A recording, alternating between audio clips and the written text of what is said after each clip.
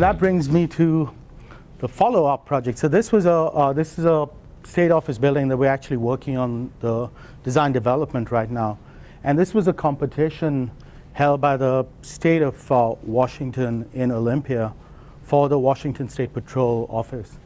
And the basis of the competition, they kind of used the Federal Center South project as an inspiration for this.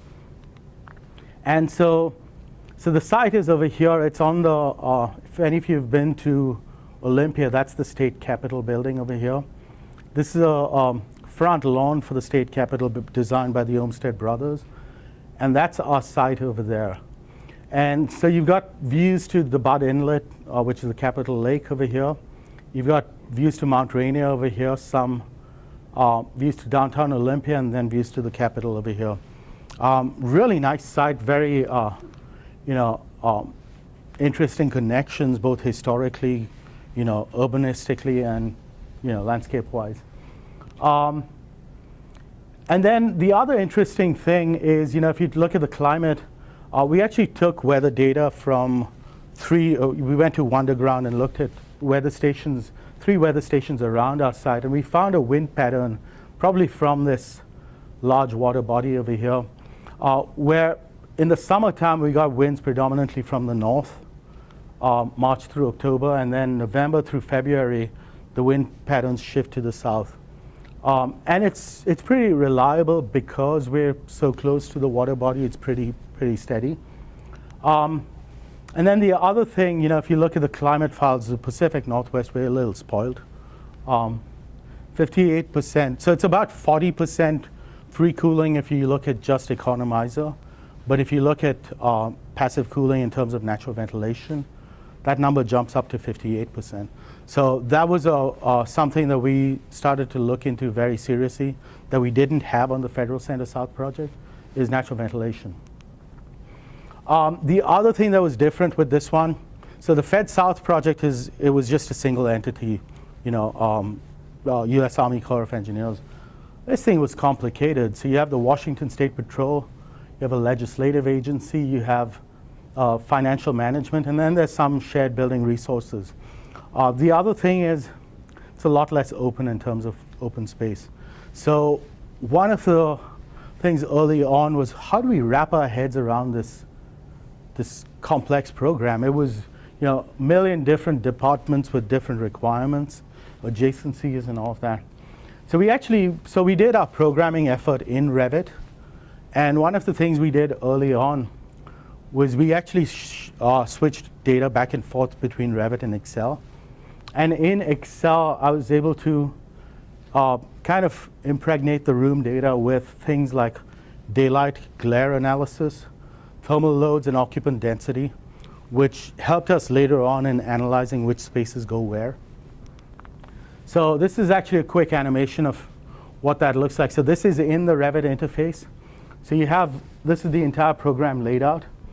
And right now it's color-coded by occupancy. So you have offices, break rooms, all of that stuff. And so if you look over here, it's a little hard to read, but each of these is a space type. And over there you have the different departments, the Office of the Chief, budgeting, all of those, and the different agencies as well.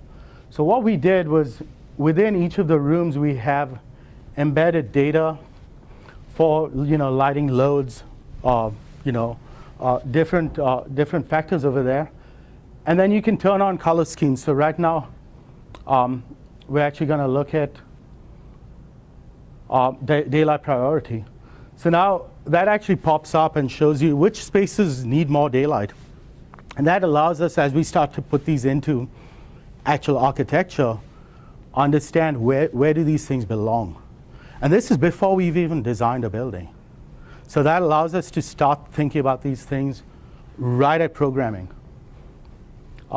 Similarly with thermal loads, which ones of these actually have thermal loads small enough that we can meet those loads with operable windows?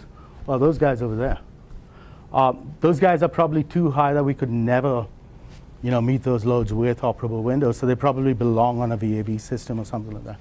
So it allows us to think about these things, these different factors up front before we've even started thinking about the building. So what this does is it kind of, as you start designing now, it plays into your subconscious because you've already got this programmed into your mind.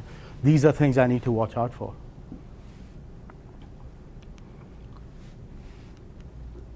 So we ran dozens of, what you don't see are the 50 different other iterations that we ran for this in terms of shapes and sizes. But we ran daylight autonomy numbers for each of these. This is what we finally came up with, which is a similar diagram to the Fed South project, but optimized. It's a much tighter site as well. One of the things we learned from Fed South was glare can be an issue even in Seattle.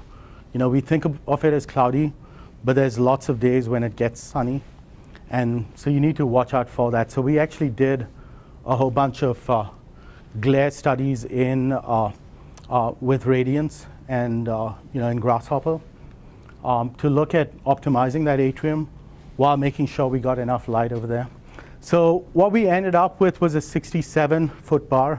Actually, the 60-foot bar performed much better in terms of daylighting, but we were also trying to meet the program requirements. We had to fit, within a limited site, we had to fit, program into there. So we kind of compromised with a 67-foot bar, and what we said was the programs that didn't need daylight could reside in that darker area over there. So we found that 68% of the floor plate has a daylight autonomy of 50% or higher.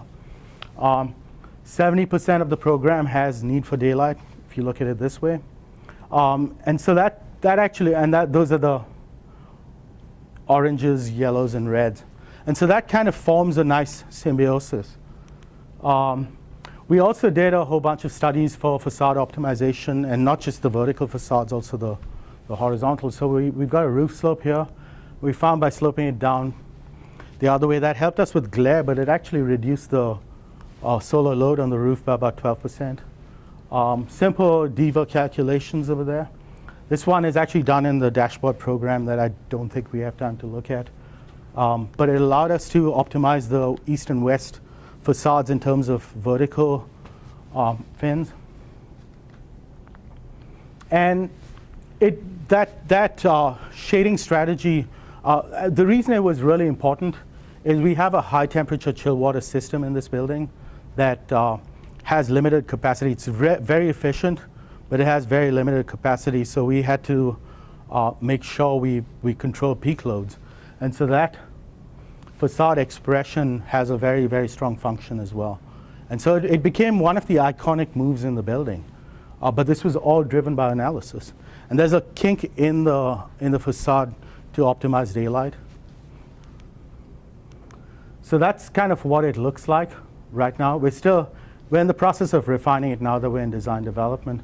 But these guys open up. And so the other thing that they do is they open up to the north. And remember I talked about the winds? Well, that actually works really well from a natural ventilation standpoint because now you're capturing the summer winds and you're shielding yourself from the winter winds. So, yeah. Could you go back to the slide before that?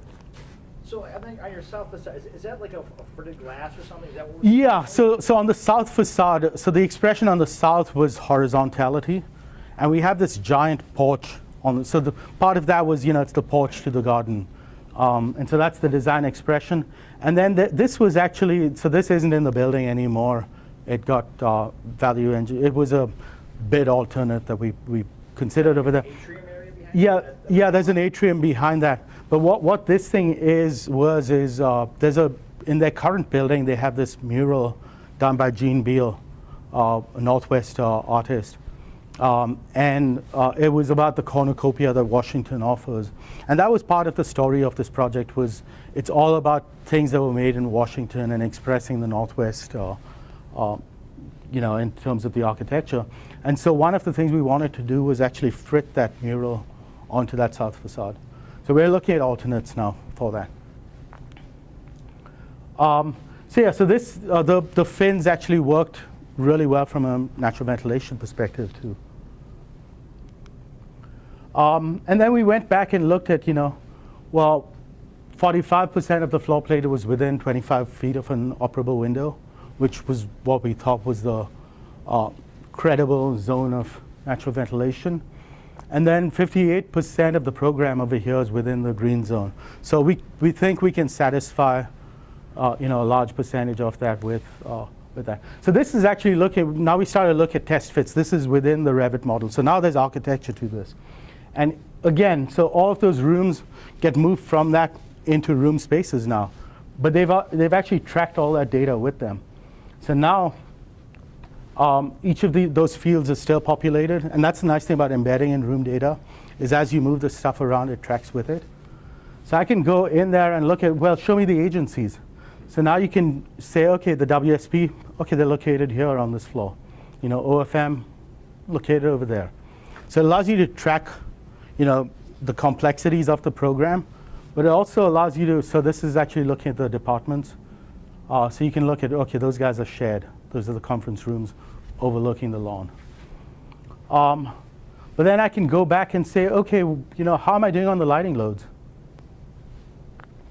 So I can look at, okay, which are the spaces with the highest daylight priority? Where have I put them? Are they close enough? Some of them are probably too far inboard, but that allows us to get feedback and say, okay, maybe these guys need to be moved. Where are the, so those are the really high thermal loads. We put those in the middle of the atrium in the commons. That's supplied by a separate VAV system, whereas these guys all have the high temperature chill water system. So it allows us to, from a very simple idea of, upfront thinking about these things, embed it in before we start architecture, and then track it as we go through architecture. So we have a pretty innovative mechanical system as well. And this is kind of looking at all the strategies kind of mixed together. Sorry. We've got a thermal storage, energy recovery. We actually have a ground source heat pump over here. One of the things we're talking to them about is rainwater capture. And then, the natural ventilation system.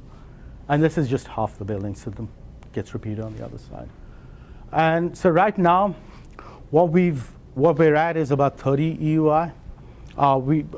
We actually have a pretty robust PV system that's being added into the building now. Keep in mind the 30 EUI is without natural ventilation. So we're assuming worst case scenario, no one will open their windows. That's what we're at. So that's our guarantee. We anticipate we'll be lower than that. And then with the PV system, right now we're at 27. So hopefully it'll be a really cool project. And then I won't get into this, but this is a mixed-use developer project that we're also working on right now. I just want to make the point with this one is, we went into the interview with a developer, standard, bottom line developer, talking about performance, talking about, things we can do with this project, and looking at, well, what's free, what are the opportunities relative to climate? What are the unique, things relative to the office? So it's a mixed-use project, so there's residential and office. What are the different opportunities for each of those? And then one of the big ideas here was actually looking at between the two towers actually doing heat exchange. So we actually ran some quick analysis looking at different program mixes and looking at what the optimal heat sharing is between the two towers. So what this means is, like in the wintertime, that's really the residential tower, so there's some heating requirements. And that's the office tower. It actually probably going to need, in Seattle, probably going to need cooling even in the wintertime. So load sharing is basically taking that peak and transferring it over. So we're still, going through the design process over here, analyzing the different options on this. And then team dynamics, it's really important to, to understand, that it really does take a village. You got to involve everyone in the process, and communication is key. So developing tools that communicate better, really important.